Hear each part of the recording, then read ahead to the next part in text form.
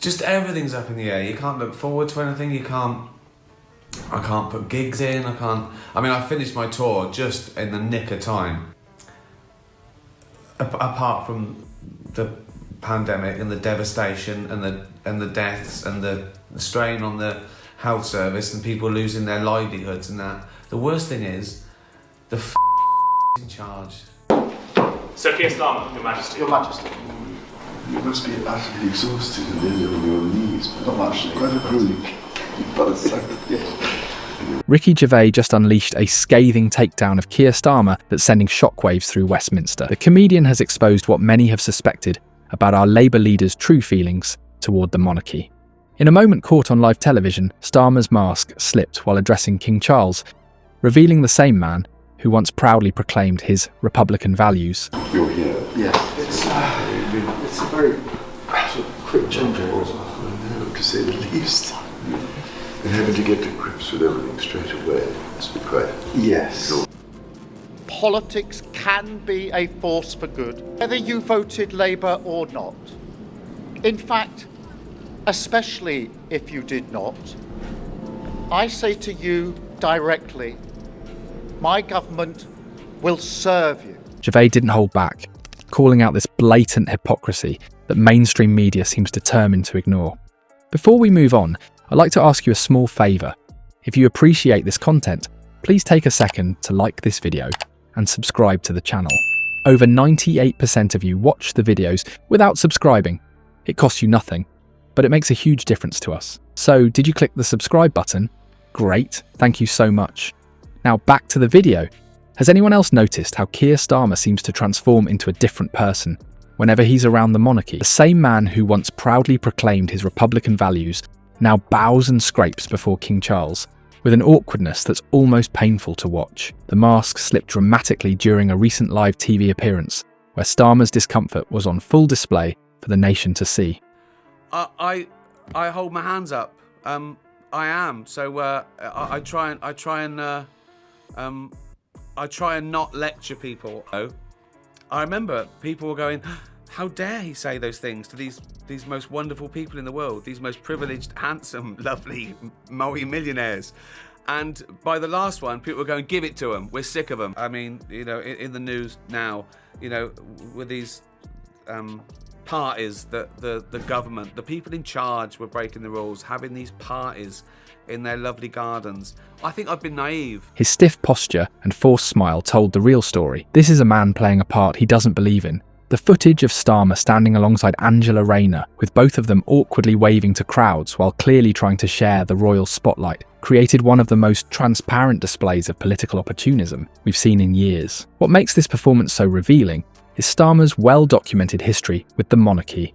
For years, he positioned himself firmly within the anti-monarchy faction of Labour. In numerous interviews and party meetings, he questioned the relevance of royal institutions in modern Britain and aligned himself with Republican values. His sudden transformation into a royal-friendly politician rings hollow to anyone paying attention. Body language experts have pointed out telling signs in Starmer's royal encounters.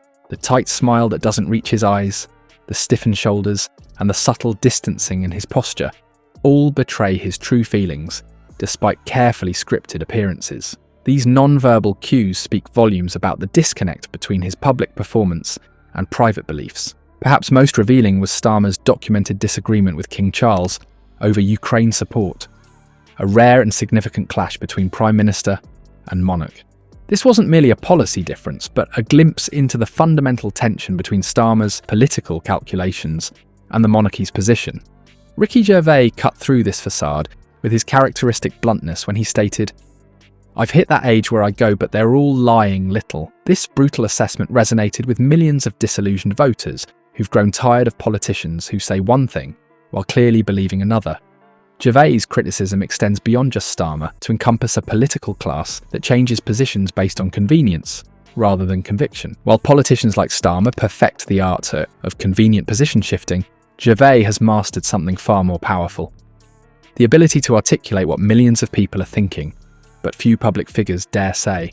What happens when someone with 15 million social media followers suddenly turns their unflinching comedic lens on the carefully constructed image of the Prime Minister. We're witnessing a fascinating power shift in who shapes public opinion. Gervais' skepticism about Starmer cuts deeper than just criticising flip-flopping on monarchy views.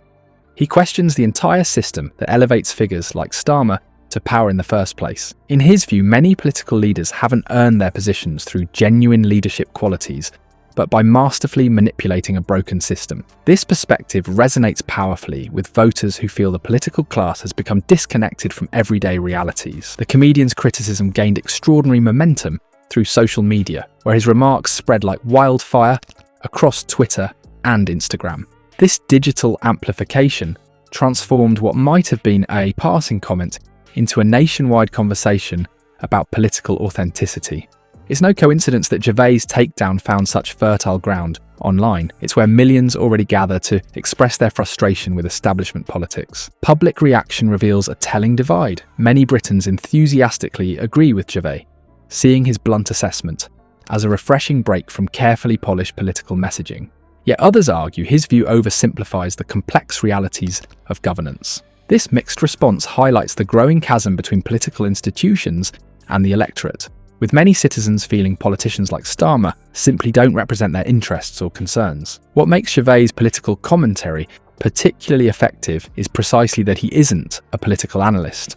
His entertainment background grants him an outsider perspective that allows him to bypass the conventional rules of political discourse. When he speaks about Starmer's convenient transformations, he does so without the constraints that limit traditional commentators. This freedom to call out perceived hypocrisy resonates with people tired of carefully managed political performances. Look beyond Starmer's monarchy stance, and you'll find a broader pattern of political shapeshifting. His positions on issues from Brexit to economic policy have undergone convenient evolutions that align suspiciously well with political expediency rather than principle. Gervais didn't just highlight a single instance of inconsistency, he exposed what many see as a fundamental character flaw in a leader whose convictions seem remarkably flexible.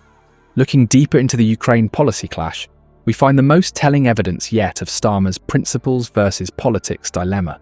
This isn't merely about policy disagreement, it's about a fundamental contradiction between who Starmer claims to be and how he governs. His opposition to the king's strong stance on Ukraine support creates an uncomfortable mirror reflecting his abandoned Republican values. What Gervais has done goes beyond just landing a punchline. He's articulated a growing public sentiment that sees through the carefully crafted political theatre. When someone from outside Westminster's bubble speaks plainly about what we're all witnessing, it resonates because authenticity has become our rarest political commodity.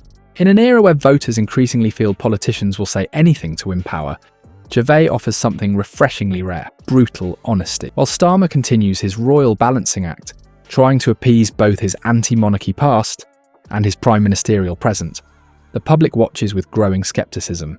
The Ukraine disagreement simply confirms what many already suspected.